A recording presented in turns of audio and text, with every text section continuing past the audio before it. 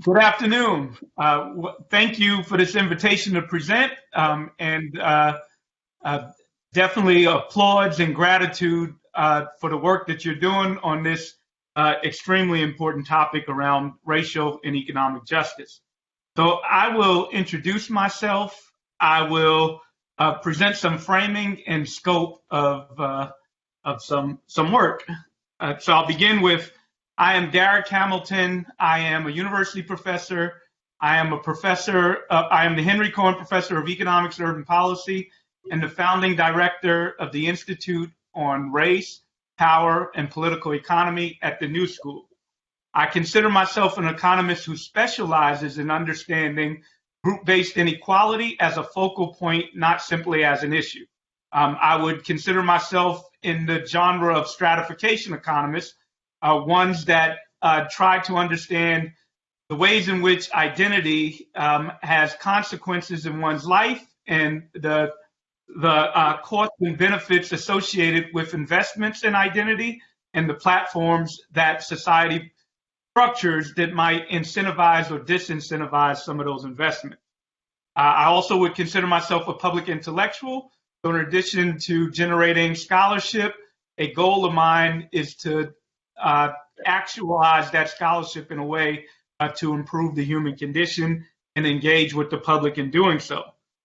The institute that I direct, the Institute on Race, Power, and Political Economy, we're interested in the intersections of race, social stratification, power, and political economy with a purpose of promoting economic justice, economic inclusion, civic engagement, and social equity.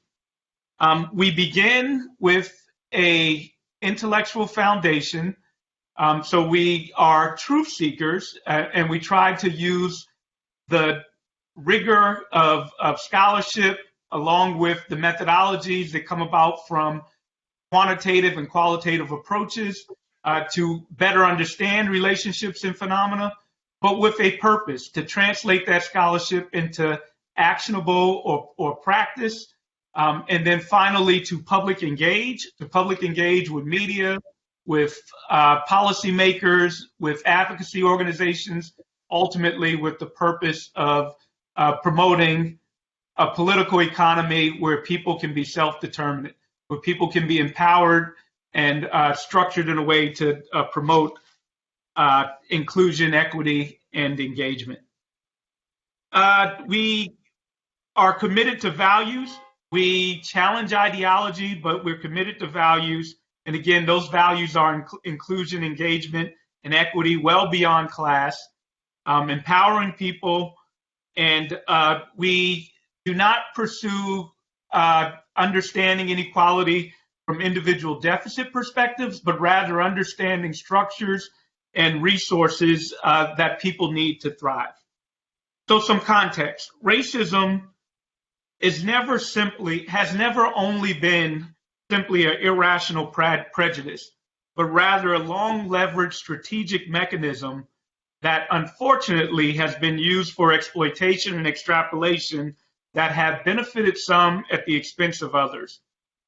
We recognize that the immoral devaluation of Black people has been ingrained in the American and California political economy, and I'm grateful that this committee is interested in a reckoning for something that's long overdue. At issue for this work is government's complicity in generating and facilitating this extreme racial inequality. We can point to our unjust racial wealth gap as an implicit measure of this racist past that I've been describing, that's rooted in a history in which whites have been privileged by government, political, and economic interventions that have afforded them resources and intergenerational accumulation, which contrasts with a history in which Black people, their personhood, and whatever capital and resources they may have established has been vulnerable to exploitation and extrapolation. And again, the key word is by state complicit confiscation, destruction, terror, fraud, and other acts of violence and malfeasance.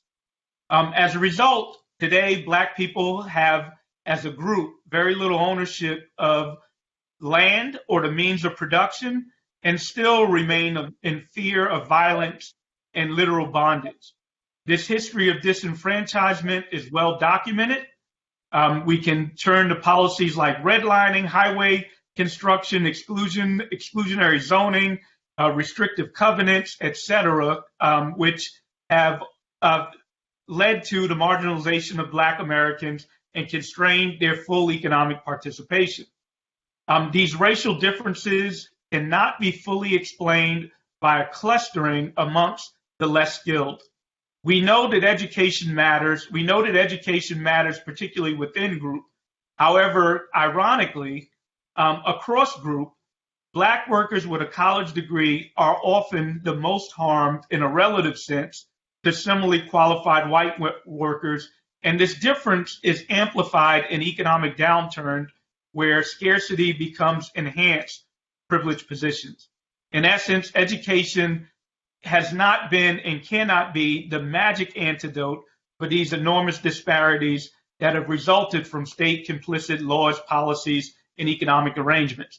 Again, we're not trying to diminish education. There's intrinsic value and a purpose to ensure that everyone, regardless of race, has access to high quality education and curriculum with encouraging teachers to facilitate their education. But it is a myth that education has been the causal link to the inequalities that exist today. The economic returns to education are structurally different across race. We overstate the functional role of education to the detriment of understanding the past and the functional roles that wealth and power that result from that past manifest today. Wealth is arguably the paramount indicator of economic security and one's financial agency. We cognitize wealth as an outcome, but its true essence is functional. Wealthier families with financial advantage buy additional advantages for themselves and their children. Lack of wealth, primarily inherited wealth, prevent many families, particularly Black families, from accessing this advantage, contributing to the ever-increasing distance between those born with and without resources.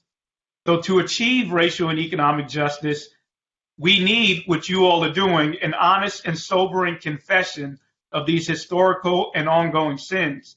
That authentic analysis will counter the social, political, and economic culture that has arisen today that caricatures Black and poor people in general as welfare queens, deadbeat dads, and super predators, and undeserving, and instead pave the way for authentic narratives, more accurate framing, where inequality is grounded in what it's grounded in, which is resource deprivation.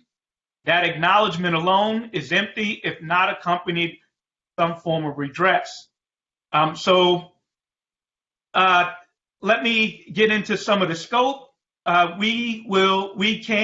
propose, explore innovative policies and policy frameworks to develop potential ways to remunerate Black Americans with special consideration, as stated in the legislation, to Black American descendants from persons enslaved in the United States. Especially, we can answer what form of compensation should be awarded through what instrumentalities. Ideas and research topics can include the pros, cons, and implications for potential transfers and various forms of this transfers in the state of California. Examples could include direct cash payments, transfers of land, and other financial instruments, including stocks, bonds, etc. One can look at transfers of institutions. One can think about Marshall Plans. The late economist Robert Brown, who was the founder of the Black Economic Research Center and the founder of the Review of Black Political Economy, a journal, and a founding member of the Caucus of Black Americans, has put forth a lot of these various ideas of forms of payments for reparations, which we can consider and advance upon. He talked about per capita lump sum payments, but a caution is, as was pointed out in the previous from the previous speaker, the concern is less so whether Blacks will misuse that money, but a concern that we could consider is the fact that Black people do not own the means of production in California or the United States, and what a transfer payment can mean with regards to growing inequality when you don't own those means of production. In other words, multiplier effects will be generated, and one needs to consider how those multiplier effects generate or reduce inequality given one group owns and one group has very little ownership of the means of production. Other forms could literally be transfers of those assets or ownership of those means of production. It can come in the form of land. It can come in the form of even stock ownership. One can even think about reparations being paid out in perpetuity or as an annuity, where the resource from some income generating asset becomes the mechanism by which dividends are paid on an annual basis. There is discourse and built up research around domestic Marshall Plan type programs in which one can think of reparations in the form of built up institutions, schools, and other forms of institutions as well. One would also have to consider the potential moral hazard that in building up these institutions that the intended recipients might not be the ones that benefit the most, and some unintended recipients might be able to benefit in a disproportionate way from some of those institutions. There has been conversations around territorial grants. In the past, there was conversation around repatriation. I imagine that might not be one of the high priorities here, but potentially transfers of swaths of lands as forms of payment. So I will end with also saying that another component could be, well, how could this be financed? And the pros and cons of various forms of finance within California, as well as the capacities and implications of that finance.